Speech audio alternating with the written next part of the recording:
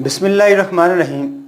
My name is Yasir Mahmood. आज के new lecture में खुशामदीद कहते हैं। आज का जो लेक्चर है हमारा एल्गोरिथम पर डिस्कस किया जाएगा। एल्गोरिथम को डिस्कस करने से पहले हम पिछला ओवरव्यू ले लेते हैं कि हमने पीछे क्या पढ़ा। हमने प्रॉब्लम सॉल्विंग के मुख्तलिफ मेथड को डिस्कस किया, उसके मुख्तलिफ पॉइंट्स को डिस्कस किया, फिर उसके बाद हमने 4 अहम पॉइंट को बयान किया, जिसमें इनपुट, आउटपुट और हमने प्रोसेस और डिसीजन मेकिंग सीखा। फिर उन चारों प्रोसेस की मदद से हमने फ्लो चार्ट को बनाया। फ्लो चार्ट से हमने मुख्तलिफ न्यूमेरिकल को मुख्तलिफ एग्जाम्पलों से समझा। आज ही हम इस लेक्चर में ही फ्लो चार्ट की मदद से ही एल्गोरिथम बनाएंगे और सीखेंगे कि कैसे हम एल्गोरिथम बनाते हैं। तो चलते हैं हम आज के लेक्चर की तरफ कि what is algorithm. Algorithm basically 2 मुख्तलिफ डेफिनेशन से एक्सप्लेन किया जाएगा और मुझे उम्मीद है कि आप जल्दी अंडरस्टैंड कर लेंगे। पहली इसकी डेफिनेशन की तरफ चलें तो ये बताता है कि एल्गोरिथम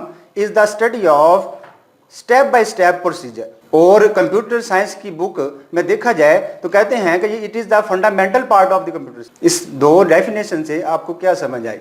एक तो उसमें बताया गया कि एक जो एल्गोरिथम है ये इसका बुनियादी पार्ट है, इसको समझना जरूरी है। दूसरा ये बताया कि एल्गोरिथम एक स्टेप बाय स्टेप प्रोसीजर है, तरीकाकार है, यानी कि कोई भी काम करने के लिए हमें कोई ना कोई स्टेप बाय स्टेप काम लेना होगा।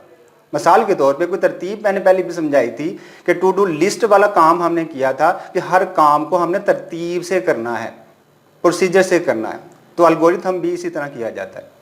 अगर मैं एक आसान एग्जांपल से आपको समझाऊं कि मैथ के अंदर आप ज्योमेट्री करते हैं तो एक फिगर बनाते हैं, उस फिगर का जो आप प्रोसीजर लिखते हैं वो एल्गोरिथम कहलाता है, जिससे आपको समझ आ जाती है मैंने पहला स्टेप क्या किया, दूसरा क्या किया, तीसरा क्या किया, चौथा क्या किया और 5वां और एंड क्या किया। लास्ट में आप क्या देते हैं, ये फिगर मुकम्मल हो चुकी। तो देन इसी तरह सबसे पहले फ्लो चार्ट बनाया जाता है, फिर उसके बाद उसका एल्गोरिथम बनाया जाता है। अब अगर हम देखें तो प्रॉब्लम सॉल्विंग के अंदर मेथड की तरतीब देखा जाए तो हमने सबसे पहले प्रॉब्लम सॉल्विंग को सीखा, फिर उसके मुख्तलिफ स्टेप को सीखा, फिर हमने उसको फ्लो चार्ट को डिस्कस किया, फिर हम तीसरे पॉइंट पे अगर देखें तो एल्गोरिथम आता है, यानी कि एल्गोरिथम इसका तीसरा पार्ट कहलाता है। फिर इसके बाद हम इसका सलूशन निकालते हैं। तो लेकिन एक बात अपने जहन में रख लीजिएगा कि फ्लो चार्ट एल्गोरिथम से आसान नहीं हो सकता। ये आप अपने जहन में हमेशा के लिए रख लें, क्योंकि वो एक तस्वीरी शक्ल होती है, मगर एल्गोरिथम रिटन फॉर्म में हुआ करता है, यानी कि हम अपनी लैंग्वेज में इसको लिखते हैं, यानी कि इंग्लिश में इसको लिखा जाता है कि फलां स्टेप ये होगा, फलां स्टेप ये होगा, फलां स्टेप ये होगा। इसका मतलब ये हुआ फ्लो चार्ट एक तस्वीरी शक्ल होती है और एल्गोरिथम एक स्टेप बाय स्टेप इंग्लिश के अंदर लिखे हुए स्टेप हुआ करते हैं, यानी कि उसकी डिटेल होती है, रिटन फॉर्म होती है। तो अगर हम अगले इसके पार्ट की तरफ चलें तो role of algorithm in the problem solving आता है। मैंने पहले भी डिस्कस किया कि एल्गोरिथम जो है वो कभी भी फ्लो चार्ट से आसान नहीं हो सकता, और आपको ये भी जहन नशीन कर लेना चाहिए कि एल्गोरिथम को अगर आपने समझना है तो आपको तस्वीर कशी करनी होगी पहले, फिर आपसे उसे सीखेंगे। क्योंकि हमने वहाँ पिछले लेक्चरों में भी ये बात को सीखा कि जो हमारे पास जो बेस्ट चॉइस है हम उसको चूज़ करते हैं कि हमारे सामने क्या चीज़ है। और एक और अहम बात, जब भी मैं आपके सामने एक लेक्चर के अंदर, किसी भी लेक्चर के अंदर बयान करता हूँ प्रॉब्लम सॉल्विंग, जब प्रॉब्लम की बात करता हूँ इससे मुराद कंप्यूटर के अंदर जो बात की जाती है वो प्रॉब्लम घरेलू नहीं है, ना कि आपके ट्यूशन की हैं, बल्कि सॉफ्टवेयर बनाया जाता है। उसके अंदर मसाइल चेक किए जाते हैं, कौन कौन सा सॉफ्टवेयर कौन कौन सा सिनेरियो बयान कर रहा है, इसके अंदर क्या क्या रिक्वायरमेंट्स हैं, कौन सा काम जल्द हो सकता है, कौन से इस सवाल को कौन कौन से पार्ट्स में डिवाइड किया जा सकता है और कितने पार्ट्स में डिवाइड किया जाता है। तो उसको समझने के लिए इन तमाम रूल्स को सीखना प्रॉब्लम सॉल्विंग कहलाता है। तो देन इसके रूल्स की तरफ देखें तो रोल और इंपॉर्टेंस को अगर देखें तो हमें मुख्तलिफ रोल में सबसे पहले आता है ईजी टू अंडरस्टैंड, इसको समझना आसान होता है, थ्रू फिगर। देन ये क्योंकि ये रिटन फॉर्म में होता है और आसान लैंग्वेज में लिखा जाता है और वो लैंग्वेज इंग्लिश हुआ करती है जो इजी टू अंडरस्टैंड हो सके। अगर हम छोटी सी मिसाल और ले लेते हैं कि अगर मैं मैथ का सवाल मैं खुद आपको हल करके दे दूं तो आपको ये पता चल जाएगा ये सवाल कैसे हल होना है। तो देन हम इससे आगे जो बात समझ में आती है कि प्रॉब्लम को सॉल्व करना कितना आसान हो जाता है थ्रू फिगर। तो तस्वीर से हम किसी भी प्रॉब्लम को लिख भी सकते हैं, एक्सप्लेन भी कर सकते हैं। तो चलते हैं इसके नेक्स्ट स्टेप की तरफ। तो हमें मुख्तलिफ चीज़ें नज़र आएंगी कि भाई ये इस प्रॉब्लम को सॉल्व करने के लिए क्या क्या किया जा सकता है। तो इसके पार्ट्स की तरफ जाने से पहले एग्जांपल बयान करता हूँ ताकि आपको इजीली अंडरस्टैंड हो सके कि किसी भी एल्गोरिथम को कैसे एक्सप्लेन किया जाता है। तो देन मैं आपसे कहूँ कि ऑनलाइन लेक्चर हो रहा है, तो आपको सबसे पहले क्या काम करना होगा? You have to bring a laptop, यानी कि आपको लैपटॉप लाना पड़ेगा। फिर आप उसको ऑन करेंगे, फिर गो टू वेबसाइट रिलेटेड, जो उसके मुतल्लिका जो वेबसाइट है उस पर जाएंगे।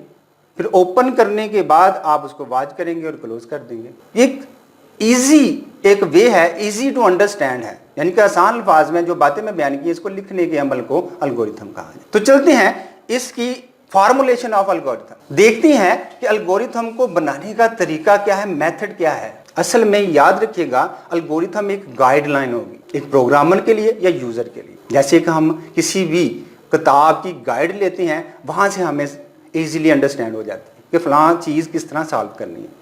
जिस तरह मैथ की एग्जांपल दी मैंने कि मैथ का सवाल अगर मैं हल करके दे दूं, आपको उसके मेथड की समझ आ जाएगी कि कौन सा फार्मूला इस्तेमाल हुआ और किस तरह हुआ है। इस तरह आप अगले क्वेश्चन को इजीली अंडरस्टैंड कर सकें। चलते हैं इसके अगले स्टेप्स की तरफ। तो हम देखते हैं तो इसके रूल्स और मेथड कौन कौन से हैं जिससे हम एल्गोरिथम को सीखना और भी आसान कर सकते हैं और हो सकता है। इसका जो पहला पॉइंट है वो है स्टार्ट, यानी कि कोई भी काम करने से पहले हम उसका स्टार्ट लेते हैं। तो दूसरे नंबर पे हम कोई ना कोई वैल्यू सेट करते हैं। अगर हमारे पास डाटा नहीं होगा तो वैल्यूज या कोई डाटा हम किस तरह अपने प्रोसेस में लाएंगे।